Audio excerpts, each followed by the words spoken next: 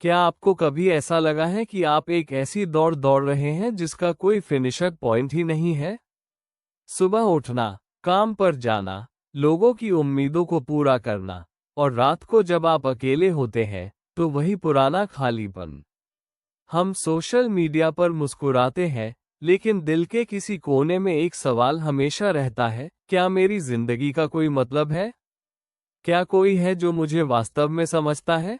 अगर आज आप इसी मोड़ पर खड़े हैं, जहां रास्ते धुंधले दिख रहे हैं, तो रुकिए। आज की ये बातें शायद आपके लिए ही है। जिंदगी हमेशा वैसी नहीं होती जैसी हम प्लान करते हैं। कभी बीमारियां घेर लेती हैं, कभी कर्ज का बोझ दबने नहीं देता, तो कभी वो इंसान साथ छोड़ देता है जिसके भरोसे हमने पूरी दुनिया जीती थी। अंधेरा बुरा नहीं होता, लेकिन अंधेरे में अकेलापन जानलेवा होता है। हमें लगता है कि भगवान हमें भूल गया है। हमें लगता है कि हमारी दुआएं सिर्फ छत से टकराकर वापस आ रही हैं। पर क्या ये सच है? पवित्र शास्त्र बाइबल, सोचिए, वो आपसे कह रहे हैं कि अपना बोझ उन्हें दे दो।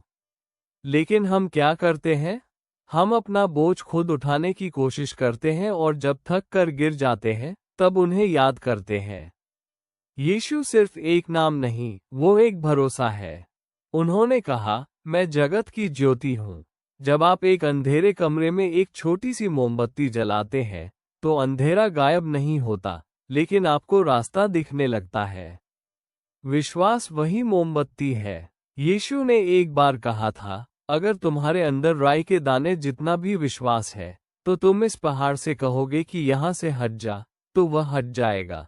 यहाँ पहाड़ आपके जीवन की वो बड़ी समस्याएं हैं। शायद वो आपकी कोई पुरानी आदत है, कोई नफरत है, या कोई डर। विश्वास का मतलब यह नहीं है कि आपकी हर समस्या जादू की तरह खत्म हो जाएगी। विश्वास का मतलब ये है कि उन समस्याओं के बीच भी आपके पास अचल शांति होगी।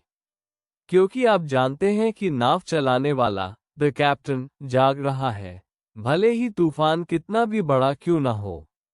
आज आप जहां भी हैं, जिस भी हाल में हैं, आप एक नई शुरुआत कर सकते हैं। यीशु ने कहा था, मैं रास्ता हूँ, सत्य हूँ और जीवन हूँ।